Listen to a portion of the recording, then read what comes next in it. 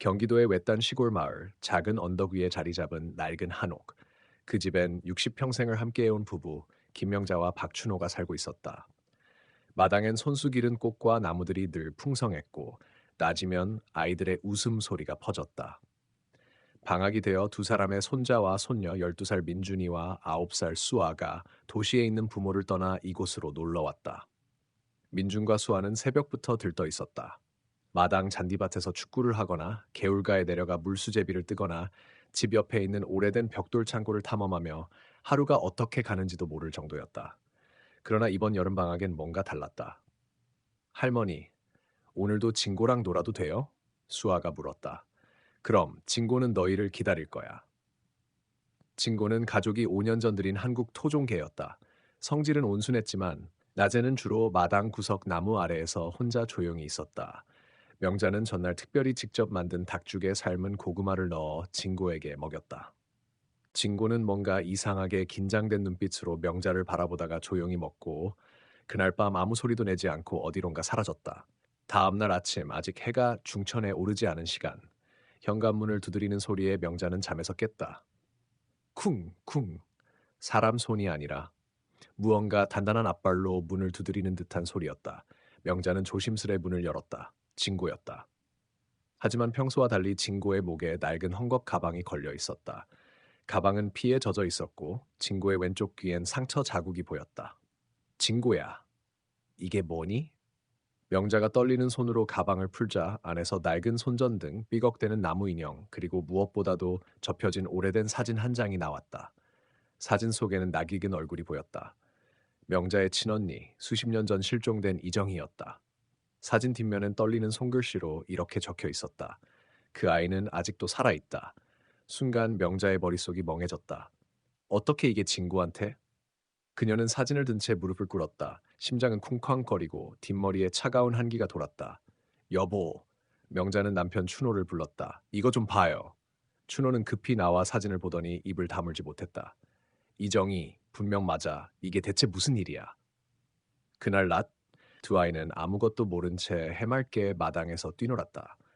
수아는 진고의 상처를 보고 놀랐지만 진고는 말없이 마당 나무 그늘 아래에 앉아 아이들을 지켜보고 있었다. 그 눈빛은 마치 무언가를 지키려는 수호자의 것 같았다. 명자는 사진을 몇 번이나 뒤집어보고 그 안의 문구를 다시 읽었다. 살아있다고? 그 말이 의미하는 것이 무엇일까? 그리고 진고는 어디서 이걸 가져온 것일까? 밤이 되자 마당에 싸늘한 안개가 내렸다. 아이들은 곤히 잠들었지만 명자는 도무지 잠을 이룰 수 없었다. 창밖에는 진고가 계속해서 그 낡은 창고 쪽을 바라보고 있었다. 다음 날 새벽 그녀는 결심했다. 남편과 함께 그 창고의 문을 열기로. 그 문은 수년간 닫혀 있었고 아무도 그 안에 뭐가 있는지 관심조차 두지 않았다. 하지만 문을 열자 그 안에서 오래된 냄새와 함께 누군가의 낡은 운동화, 종이 상자, 그리고 쓰러진 가구들이 모습을 드러냈다. 그리고 구석에 보이지 않던 작은 함 하나가 놓여 있었다. 그것은 무언가를 감춰놓은 듯한 기묘한 분위기를 풍겼다. 명자가 손을 뻗자 진고가 갑자기 그녀의 손목을 혀로 핥았다. 마치 경고하는 듯이. 하지만 명자는 멈추지 않았다. 그녀는 그 함을 열었다. 그리고 명자의 손끝이 작은 나무 상자의 뚜껑을 열었다. 마치 수십 년간 봉인되어 있던 공기가 한꺼번에 터져 나오는 듯한 기분이었다. 뚜껑 안에는 낡은 편지 한 통과 함께 노란 천으로 쌓인 무엇인가가 있었다. 그녀는 편지를 먼저 꺼내 들었다. 오래된 종이는 습기와 시간으로 가장자리가 누렇게 변해 있었지만 글씨는 여전히 선명했다. 명자야, 이걸 읽고 있다면 난 아직 어딘가에 살아있어. 날 믿을 수 있는 누군가가 너에게 이 상자를 전달했겠지. 넌 진고를 따라가야 해. 그는 알고 있어. 그리고 우린 피로 이어진 자매잖아. 정희. 명자는 손에서 편지를 떨어뜨릴 뻔했다. 날 따라가야 해, 라니? 걔가? 진고가 어디로 이끌려 한다는 말인가? 그녀는 조심스레 천을 풀었다. 그 안에는 오래된 수첩 한 권과 작은 철제 열쇠 하나가 들어 있었다. 수첩을 펼쳐보자 안에는 복잡한 지도가 그려져 있었다. 그리고 지도 가장자리에 이상한 기호와 날짜가 적혀 있었다. 1987년 6월 14일 처음으로 그곳을 봤다. 명자는 숨을 삼켰다. 그 날짜는 정의가 실종되기 며칠 전이었다. 도대체 무슨 장소를 의미하는 것인가? 여보, 이거 봐요. 그녀가 수첩을 보여주자 춘호도 말없이 고개를 끄덕였다. 지도 같군. 산속 어디쯤인 듯한데 바로 그때 마당에서 민준의 비명이 들렸다. 할아버지, 진고가 수아를 데리고 산 쪽으로 갔어요. 두 사람은 정신없이 뛰쳐나왔다. 마당 끝 언덕 아래로 진고와 수아가 달리고 있었다. 진고는 수아의 소매를 살짝 물고 조심스럽게 산 방향으로 유도하고 있었고 수아는 당황한 표정으로 따라가고 있었다.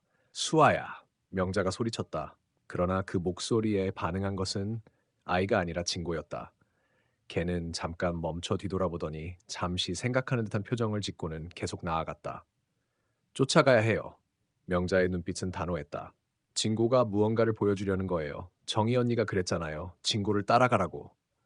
춘호는 아무 말 없이 고개를 끄덕였고 민준도 저도 갈래요 라며 뒤따랐다. 그렇게 넷은 산길을 향해 달려가기 시작했다. 해는 점점 기울고 숲은 어둠에 잠기기 시작했다.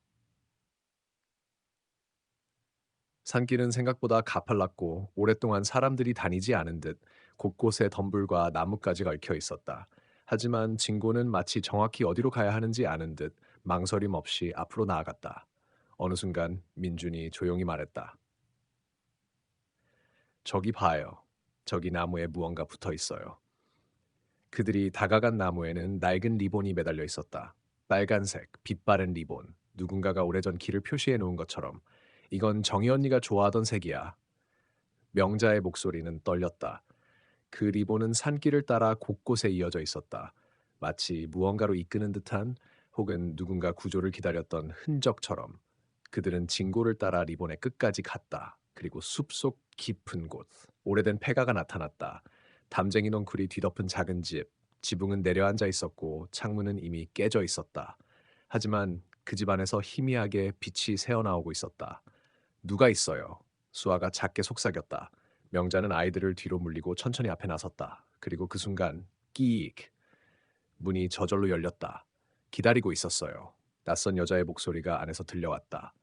명자는 숨을 멈췄다. 그 목소리는 너무나 익숙했다. 명자는 심장이 쿵쾅거리는 것을 느끼며 폐가의 문턱에 멈춰섰다. 안에서 들려온 그 익숙한 목소리는 분명 정이었다. 하지만 말도 안 되는 일이었다. 그녀는 죽은 줄로만 알았던 동생이었다. 30년 전 갑작스레 사라졌고 아무런 흔적도 남기지 않았다. 살아있었다면 지금쯤 자신과 같은 환갑의 얼굴을 하고 있어야 할 터였다. 정이, 언니야? 명자의 목소리는 떨림으로 가득했다. 그러자 폐가 안쪽에서 또 다시 그 목소리가 들려왔다. 들어와요, 명자야. 시간 없어. 춘호가 그녀의 어깨를 붙잡았다. 명자야, 이거 혹시 환청은 아니겠지? 아니야. 나 알아, 언니야. 목소리 그대로야. 명자는 한 걸음 또 한 걸음 안으로 들어섰다. 그 뒤를 따라 수아와 민준, 춘호가 조심스레 들어왔다. 폐가 안은 외부와 완전히 달랐다. 먼지 투성이일 줄 알았던 공간은 놀랍게도 비교적 깨끗하게 정돈돼 있었고 한가운데 놓인 작은 테이블 위에는 촛불이 3개 켜져 있었다. 그리고 그 촛불 너머 검은 그림자처럼 한 여인이 앉아 있었다. 긴 머리카락, 마른 얼굴, 그러나 또렷한 눈빛. 명자의 입에서 작은 탄성이 터졌다. 정이 정말 언니야? 그 여인은 조용히 고개를 끄덕였다. 그래, 나야. 그리고 너희가 오길 기다리고 있었어. 아이들은 할머니 뒤에 숨었고 춘호는 낯선 긴장감에 몸을 굳혔다. 무슨 일이에요? 왜 여기에 어떻게 살아 있었던 거예요? 명자가 덤덤히 묻자 정희는 촛불을 바라보며 낮게 웃었다. 긴 얘기야. 하지만 지금부터 잘 들어야 해. 이 집은 우리 가족의 비밀을 감추고 있는 곳이야. 그녀는 손을 뻗어 테이블 밑에서 낡은 앨범 하나를 꺼냈다. 우리 할머니, 너도 기억나지? 늘 마당에 앉아 민속 이야기 해주던 그분. 명자는 천천히 고개를 끄덕였다. 응, 귀신 얘기, 수호령 이야기 늘 해줬지. 정희는 조용히 앨범을 펼쳤다. 오래된 흑백 사진들 사이에서 한 장을 꺼내 보였다. 사진 속에는 지금 이 폐가와 똑같은 집이 찍혀 있었다. 그 앞에는 어린 소녀 둘, 그리고 낯선 남자 하나. 이 집은 그냥 오래된 폐가가 아니야. 우리 가족 중 누군가가 큰 죄를 지으면 반드시 이 집으로 돌아오게 되어 있어. 저주 같은 거지. 무슨 소리야, 죄라니?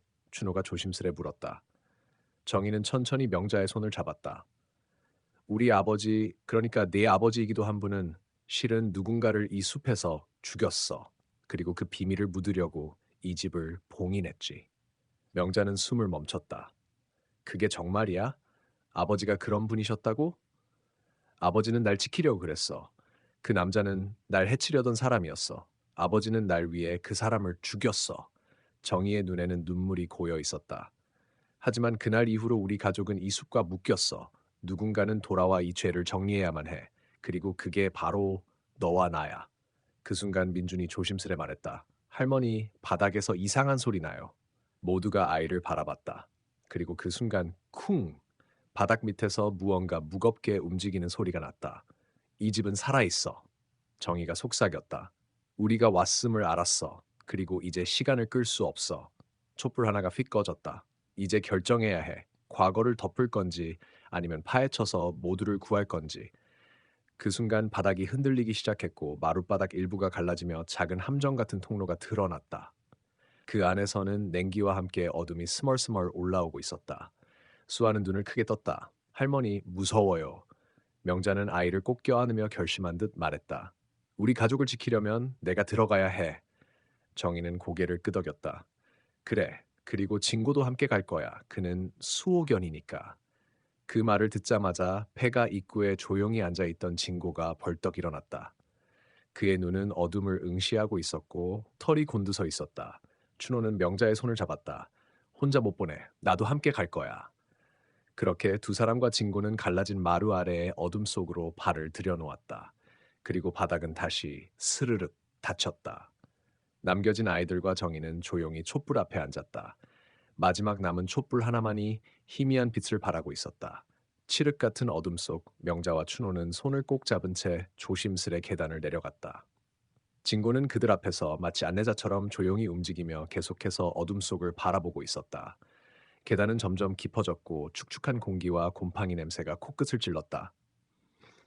벽은 이끼로 덮여 있었고 오래된 나무와 돌로 된 기둥들은 금방이라도 무너질 것처럼 위태로워 보였다.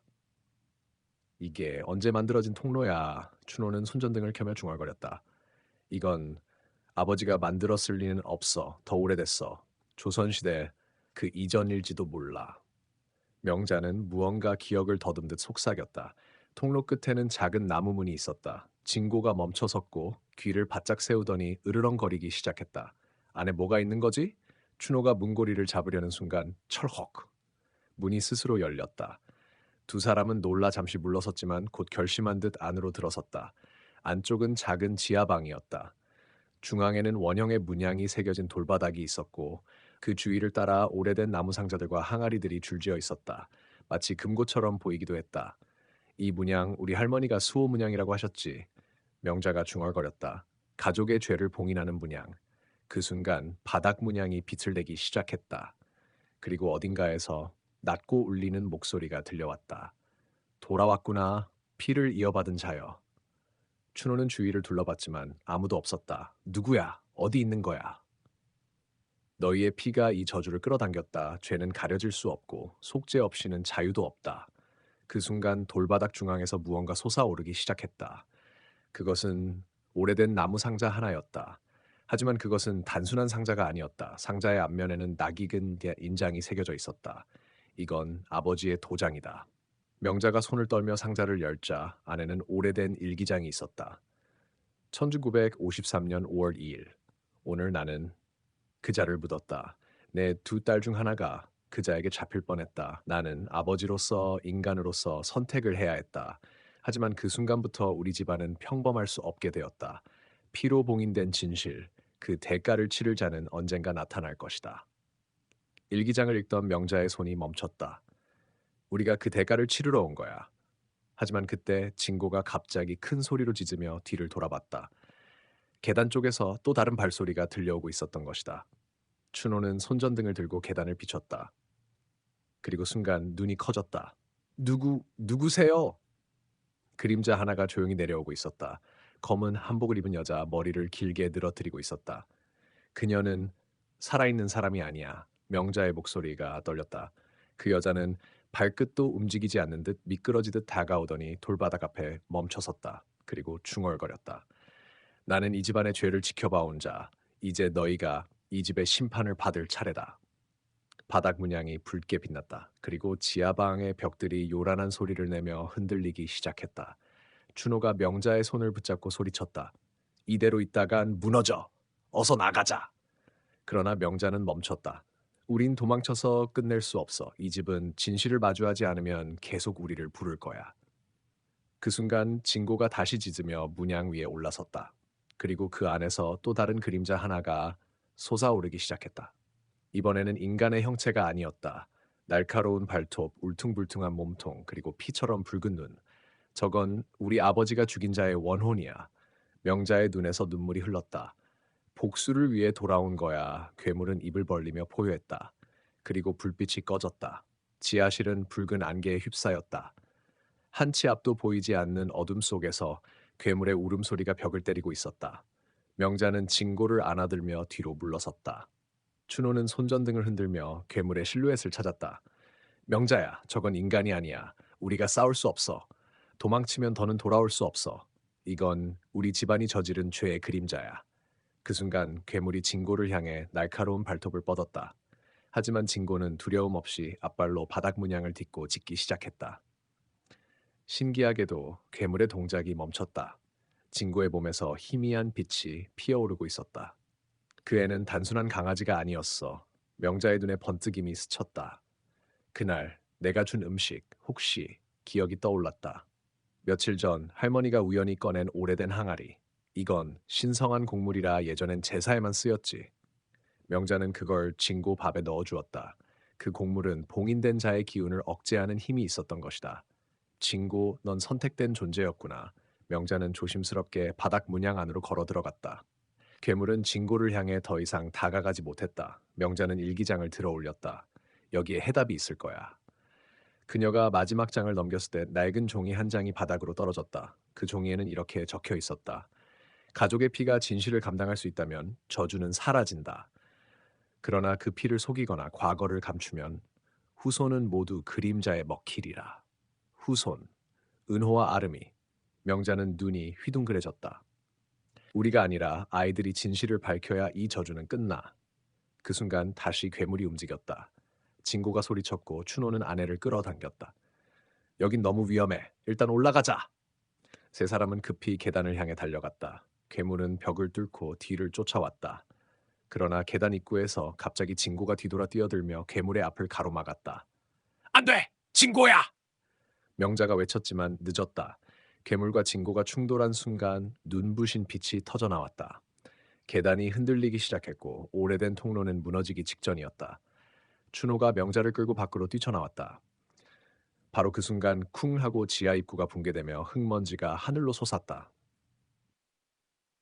몇 시간 후 할머니와 할아버지는 안방에서 조용히 앉아 있었다. 얼굴은 먼지로 얼룩졌고 손은 떨리고 있었다. 그들의 눈엔 슬픔과 충격 그리고 진고에 대한 죄책감이 가득했다. 그러나 그때 집안의 현관문이 살짝 열렸다. 멍! 두 사람은 동시에 고개를 들었다. 그 문 앞에는 진고가 서 있었다. 하지만 진고는 이전의 진고가 아니었다. 눈동자에는 이상하게 푸른 빛이 돌고 있었고 목에 무언가 작은 천주머니가 매달려 있었다. 춘호가 조심스럽게 다가가 주머니를 열어보았다. 그 안에는 낡은 사진 한 장과 작은 반지 하나가 들어 있었다. 사진에는 세 사람이 서 있었다. 젊은 시절의 명자의 아버지, 알 수 없는 한 남자, 그리고 검은 개 한 마리. 이 남자 누구지? 명자가 중얼거리며 사진 뒷면을 들춰봤다. 거기엔 이렇게 적혀 있었다. 나의 가장 큰 비밀이자 가장 큰 죄. 그는 내 동생이었고 그 개는 처음 이 집을 지켜준 존재였다. 명자의 손이 덜덜 떨리기 시작했다. 진고는 대를 이어 이 집을 지켜온 존재였어. 우리를 지키기 위해 다시 태어난 거야. 그 순간 2층에서 은호와 아름의 웃음소리가 들렸다. 두 아이는 아무것도 모른 채 작은 장난감을 들고 계단을 내려오고 있었다. 할머니, 뭐 하고 계세요? 우리랑 축구하기로 했잖아요. 준호는 진고를 바라봤다. 진고는 조용히 아이들 쪽으로 고개를 돌렸고 꼬리를 흔들었다. 하지만 그 눈 속 깊은 곳에는 여전히 무언가 풀리지 않은 그림자가 남아 있었다. 명자는 창밖을 보며 중얼거렸다. 끝난 게 아니야. 이제 시작이야. 그날 밤 아이들이 잠든 뒤 명자는 혼자 거실에서 찻잔을 들고 앉아 있었다. 춘호는 낡은 책장을 정리하며 조용히 그녀의 곁에 앉았다. 진고는 그들 발밑에서 조용히 숨을 고르고 있었다. 마치 싸움 후 재충전이라도 하듯 깊은 숨을 쉬며 눈을 감고 있었다. 저 사진, 그 개는 진고와 너무 닮았어. 명자가 말했다. 우연일까? 아니야. 진고는 이 집의 수호자였던 존재의 후손이거나 아니면 바로 그 존재 자체일 수도 있어. 춘호는 지하에서 발견한 반지를 들여다보며 중얼거렸다. 이 반지, 아버지가 돌아가시기 전 자주 끼고 계시던 거랑 똑같아. 정적을 깨듯 띠링 하고 현관에 초인종이 울렸다. 밤 11시 47분. 이 시각에 방문자라니 두 사람은 동시에 눈을 마주쳤다. 누구지? 춘호가 경계하며 문 앞으로 다가갔다. 인터폰을 눌렀지만 모니터에는 아무것도 나타나지 않았다. 밖은 깜깜했고 조용했다. 바람 한 점조차 없었다. 그런데 할머니, 낮고 익숙한 목소리가 들렸다. 하지만 그 목소리는 위층에서 자고 있어야 할 손자 은호의 목소리였다. 할머니, 열어주세요. 저예요, 은호예요. 명자의 등골이 서늘해졌다. 그 목소리는 문 너머가 아니라 현관 안쪽 바로 뒤에서 들려왔다. 명자가 천천히 돌아보자 거기엔 아무도 없었다. 준호도 놀라 주먹을 꽉 쥐었다. 방금 너도 들었지? 응, 확실히 들었어. 그리고 바로 그때 2층에서 발소리가 들렸다. 누군가가 복도를 걷는 소리. 분명히 아이들은 방에 누워 자고 있어야 했다. 명자가 급히 위층으로 뛰어 올라갔다. 아이들의 방문을 열자 은호와 아름은 나란히 침대에서 곤히 자고 있었다. 그녀는 숨을 내쉬었다. 이상한 환청이었나. 하지만 그 순간 은호의 손이 갑자기 움직였다. 작은 입술이 떨리더니 눈을 감은 채로 낮게 중얼거렸다. 지하실 아직 끝나지 않았어. 그들은 돌아올 거야. 명자의 심장이 멎는 듯했다. 은호는 평소에 잠꼬대를 하지 않았다. 더군다나 그런 말투는 그답지 않았다. 은호야? 그녀가 조심스럽게 다가가 손을 잡았다. 그러자 은호가 눈을 번쩍 떴다. 하지만 그 눈동자엔 본래의 따뜻함이 없었다.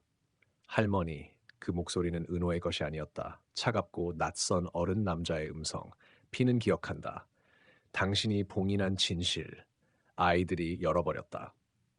명자는 비명을 지를 뻔했지만 진고가 갑자기 달려와 은호와 그녀 사이에 서뜨르렁대며 꼬리를 바짝 세운 채 방 전체를 감싸듯 지키고 있었다. 그 순간 은호는 눈을 다시 감았고 쓰러지듯 침대에 누웠다. 마치 아무 일도 없었던 것처럼. 춘호, 올라와 봐. 명자가 외쳤다. 남편이 달려왔고 상황을 들은 뒤 곧바로 딸에게 전화했다. 아이들 오늘 이상한 일들이 은호가 말도 안 되는 말을 했어. 하지만 전화기 너머에선 아무 소리도 들리지 않았다. 춘호가 전화를 확인했다. 신호가 끊겨 있었다. 그때 벽시계가 딱 하고 자정을 알렸다. 그리고 동시에 마당 쪽에서 무언가 움직이는 소리가 들렸다. 두 사람은 동시에 창문으로 달려가 커튼을 열었다. 그곳에는 사람 형체의 무언가가 마당에 선 채로 이 집을 바라보고 있었다. 멀리서도 느껴지는 싸늘한 기운. 그 형체는 천천히 손을 들었고 무언가를 보여주듯 흔들었다. 그것은 아이들의 그림이 그려진 공책이었다. 그리고 표지엔 피처럼 붉은 글씨로 이렇게 적혀 있었다. 돌려줘. 그때 네가 숨긴 걸. 그렇지 않으면 아이들을 데려가겠다. 명자는 마치 무언가에 찔린 듯 입을 틀어막았다. 그림, 저건 내가. 그녀의 과거, 누구에게도 말하지 않았던 어린 시절의 비밀이 드디어 고개를 들기 시작한 것이다. 명자는 거실 바닥에 주저앉았다. 손에 쥔 찻잔은 바닥에 떨어져 산산조각 났고 진고는 그녀의 곁을 떠나지 않았다. 춘호는 마당 쪽 형체가 사라졌는지 확인하려 창밖을 주시하고 있었다. 없어졌어? 어디로 간 거지? 춘호는 한참을 바라보다가 창문을 닫고 명자에게 돌아왔다. 당신, 아까 그 말 무슨 뜻이야? 내가 숨긴 것이라니? 명자는 고개를 떨구었다. 그녀의 목소리는 떨렸고 마치 오래 묻어두었던 상자가 열리는 듯했다. 그건 내가 13살 때 일이었어. 우리 집 근처에도 이런 산속 외딴 집이 있었지. 친구 하나가 그 집에 혼자 산다고 했어. 말수가 적고 어른들 눈을 피하려 들었지. 우리는 그 아이를 은세라고 불렀어. 춘호는 말없이 들었다. 명자는 눈을 감고 말을 이었다. 그날 그 아이가 나를 지하실로 데려갔어. 비밀 장소가 있다며 보여주겠다고. 나는 무서웠지만 따라갔지. 그 안에는 기묘한 문양이 새겨진 벽과 낡은 나무 상자가 있었어. 그 안에는 반지 하나, 붉은 천, 그리고 사람의 머리카락이 있었어. 그 아이는 말했지. 이건 증거야. 날 해치려는 어른들을 막기 위한. 잠깐만 사람의 머리카락이라고 춘호가 물었다. 그래. 그리고 그 아이는 날 시험했어. 내가 믿을 수 있는 사람인지. 하지만 난 도망쳤어. 그리고 아무에게도 말하지 않았어. 며칠 뒤 그 집은 불에 탔고 은세는 사라졌지. 거실의 공기는 얼어붙은 듯했다. 진고조차도 꼬리를 내리고 앉아 있었다. 그때 내가 봤던 그 상자, 지금 우리가 지하실에서 발견한 것과 똑같았어. 춘호는 무언가 깨달은 듯 자리에서 일어났다.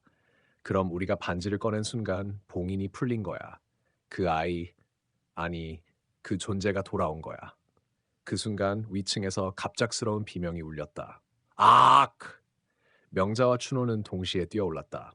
2층 아이들 방에 도착했을 때 은호가 침대 옆에서 몸을 떨고 있었고 아름은 손으로 벽을 가리키고 있었다. 그 벽엔 아이들이 그린 그림이 가득했다. 그런데 그 그림들이 단순한 낙서가 아니었다. 하나같이 진고의 모습과 이상한 문양, 그리고 눈 없는 사람들이 그려져 있었다. 그리고 그림 한쪽엔 은세라는 이름이 또박또박 적혀 있었다. 이거 우리가 그린 거 아니야. 은호가 떨리는 목소리로 말했다. 자고 일어났는데 그냥 있었어. 춘호는 그림을 떼어내며 한 장 한 장 확인했다. 마지막 그림을 떼어낸 뒤 벽 안쪽에 살짝 움푹 파인 틈이 보였다. 그는 손가락으로 눌렀다. 딸깍. 벽 일부가 살짝 열렸다. 그리고 그 안에는 낡은 일기장이 있었다. 명자의 손이 떨렸다. 그녀는 그 일기장을 집어들었다. 겉표지엔 흐릿하게 적혀 있었다. 은세의 기록. 배신자 명자에게 그녀는 천천히 첫 페이지를 펼쳤다. 일기 내용 일부 저갈체. 1974년 11월 3일. 오늘 명자를 지하실에 데려갔다. 그 아이는 나를 무서워하면서도 호기심을 참지 못한다. 이 아이만은 믿을 수 있을 거라 생각했는데 아니었다. 그녀는 내 비밀을 보고는 도망쳤고 나는 더 이상 도망칠 수 없었다. 그날 밤 그들은 나를 데려갔다. 그리고 여기 이 벽 안에 나는 남았다. 내가 다시 돌아갈 때 그녀는 나를 기억할까? 명자의 눈가에 눈물이 맺혔다. 그 아이는 나에게 도움을 청한 거였어. 근데 난 그냥 도망쳤고 아무 말도 안 했지. 그 아이는 나를 저주했어. 이제 늦지 않았어. 진실을 밝혀야 해. 춘호는 단호하게 말했다. 지하실로 다시 내려가자. 무슨 일이 있어도 끝을 봐야 해. 명자는 고개를 끄덕였다. 진고는 이미 그들을 향해 문 앞에 서 있었다. 꼬리를 곧게 들고 마치 안내자처럼. 그리고 그들이 지하실 문을 열었을 때 그 안엔 누군가가 이미 있었다. 그림자 속에 선 인물은 천천히 돌아보며 말했다. 이제 내 차례야, 명자. 지하실 문이 열리는 순간 싸늘한 기운이 몸을 휘감았다. 명자는 진고의 등을 붙잡고 조심스레 내려가기 시작했다. 춘호는 뒤따라 손전등을 들고 있었지만 불빛은 마치 어둠에 삼켜지듯 길게 뻗지 않았다. 계단 아래 누군가의 발소리가 또각또각 울리고 있었다. 거기, 누구세요? 춘호가 외쳤다. 그러나 돌아온 건 메아리뿐이었다. 명자의 발걸음이 멈췄다. 그 목소리 방금 은세야. 그 순간 진고가 갑자기 앞으로 돌진했다. 진고! 안 돼. 그러나 진고는 어둠 속을 향해 사라졌고 곧 그 짖는 소리도 멎었다. 둘은 망설일 틈 없이 계단을 다 내려와 벽면에 붙은 스위치를 찾아 불을 켰다. 찰칵. 희미하게 밝혀진 공간. 그리고 그 한복판에 서 있는 존재. 그것은 사람이었다. 그러나 정확히 사람이라고 말하긴 어려운 형체였다. 빛에 비친 얼굴엔 눈이 없었고 붉은 천으로 입이 감싸져 있었으며 손엔 녹슨 반지가 들려 있었다. 명자 기억하니? 명자는 숨이 멎는 듯한 충격을 받았다. 그 목소리는 분명 은세의 것이었다. 그러나 그녀는 분명 죽었을 터였다. 아니, 죽었어야 했다. 그때 나를 버린 내 얼굴, 난 잊은 적 없어. 명자는 말을 잃었다. 춘호는 명자를 앞으로 나서지 못하게 막을 말했다. 당신, 누구지? 왜 우리를 위협하는 거야? 그 존재는 피식 웃었다. 나는 존재하지 않아. 적어도 이 세상에선 나는 너희가 봉인하고 잊으려 한 기억 속 그림자일 뿐. 그 순간 주변 벽들이 흔들리기 시작했다. 낡은 목재에서 먼지가 쏟아졌고 어딘가에서 진고의 울부짖음이 들려왔다. 진고! 명자는 외치며 그 방향으로 달려갔다. 작은 문 안쪽, 진고는 몸을 웅크리고 있었다. 그 옆엔 또 다른 반지가 떨어져 있었고 바닥엔 오래된 문양이 새겨져 있었다. 은세의 형체는 어느새 명자의 곁에 다가와 있었다. 이 반지는 내 것이 아니야. 이건 진실을 보여주는 열쇠. 네가 도망쳤던 날 나는 혼자가 아니었어. 그 지하실에는 또 다른 이가 있었지. 명자는 혼란스러웠다. 무슨 말이야? 그날 불을 지른 사람 너라고 생각했지만 아니었어. 너는 그저 도망친 아이였고 진짜로 날 배신한 건 그 아이였어. 너의 친구, 너와 함께 있던 수진. 명자의 눈이 커졌다. 수진, 하지만 수진은 지금도 살아있어. 그리고 이 모든 걸 다시 시작하게 만든 것도 그녀야. 춘호는 눈을 가늘게 떴다. 설마 반지를 땅에 묻은 건 수진? 그래. 은세의 목소리는 냉랭했다. 그녀는 날 없애기 위해 봉인을 다시 만들었고 그 반지를 지키게 하려고 걔를 택했지. 하지만 진고는 다르게 선택했어. 봉인을 풀었고 널 불러냈어. 명자의 손이 떨렸다. 그녀는 진고의 머리를 쓰다듬었다. 넌 날 지키려고 한 거니? 진고는 작게 꼬리를 흔들었다. 그리고 반지 위에 발을 올렸다. 은세의 눈 없는 얼굴이 명자를 바라봤다. 이제 결정할 시간이야. 진실을 마주할 것인가 아니면 다시 어둠 속으로 도망칠 것인가. 그 순간 지하실 천장에서 또 다른 문이 덜컥 열렸다. 그곳에서 누군가가 내려왔다. 오랜만이네 명자. 그녀였다. 늙은 얼굴, 깊은 주름, 날카로운 눈빛, 수진. 수진의 등 뒤로 희미한 불빛이 번졌다. 그녀는 오래된 지하실의 먼지를 무시한 채 천천히 걸어 내려왔다. 한 손엔 익숙한 목각상자, 다른 손엔 오래된 촛불이 들려 있었다. 명자야? 아직도 넌 똑같구나. 변한 게 없어. 순진하고 어리석고 감정에 휘둘리는 모습도. 명자의 눈빛이 흔들렸다. 수진, 왜 여기 있는 거야? 왜 이런 일을 저질렀어? 수진은 비웃듯 입꼬리를 올렸다. 이런 일? 그날 너희가 한 짓은 잊었니? 불은 스스로 붙은 게 아니었어. 은세가 죽은 것도 단순한 사고가 아니야. 넌 진실을 모른다고 믿고 있겠지.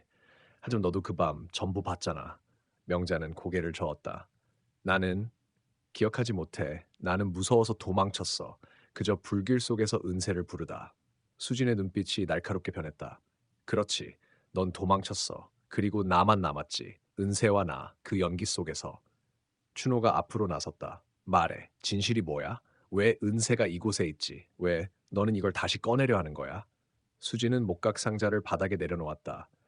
이 안에 은세의 마지막 기억이 들어있어. 그리고 너희가 봉인한 반지의 짝. 그녀가 상자를 열자 서늘한 바람이 뿜어져 나왔다. 안에는 진고가 가져온 반지와 똑같은 그러나 조금 더 낡고 금이 간 반지가 놓여 있었다. 그 순간 은세의 형체가 고개를 들었다. 수진, 그걸 왜 지금 꺼내는 거지? 왜냐고. 수진의 목소리는 차가웠다. 난 이 모든 진실을 세상에 알리고 싶어. 우릴 잊은 채 평화롭게 살아가는 사람들에게 말이야. 넌 죽은 게 아니야, 은세. 넌 살아있는 증거야. 그리고 그날 밤 불을 지핀 진짜 아이는 너 자신이었지. 정적이 흘렀다. 명자의 입술이 파르르 떨렸다. 무슨 말이야, 은세가 스스로 불을? 은세는 조용히 고개를 끄덕였다. 맞아, 나는 복수하려 했어. 그날 아버지가 다시 나를 때렸고 너희는 나를 외면했지. 그래서 모두 끝내고 싶었어. 지하실의 공기가 점점 무거워졌다. 춘호는 충격에 말이 막혔고 수지는 촛불을 바닥에 내던지며 외쳤다. 넌 우리를 죽이려 했어. 하지만 살아남은 사람은 나뿐이었지. 나는 널 잊지 않았어. 그리고 널 봉인하기로 결심했어. 은세는 명자를 향해 손을 뻗었다. 하지만 넌 내 유일한 친구였어. 난 너를 원망하지 않아. 그때 도망친 게 오히려 너를 지킨 거야. 명자는 무릎을 꿇고 머리를 감쌌다. 너무 많은 진실이 한꺼번에 밀려들었다. 진고는 조용히 그녀 옆에 와서 고개를 기대었다. 그 순간 두 반지가 서로 가까워지며 이상한 소리가 퍼지기 시작했다. 징. 그 벽이 울리기 시작했고 바닥에 문양들이 빛났다. 은세의 몸이 희미해지기 시작했다. 이제 시간이 얼마 없어. 진실이 밝혀졌으니 나는 돌아가야 해. 수지는 당황했다. 안 돼. 너는 사라지면 안 돼. 너는 내 증오의 이유야. 춘호가 수진을 붙잡았다. 멈춰. 이제 그만해. 너도 자유로워져야 해. 수지는 울음을 터뜨리며 바닥에 주저앉았다.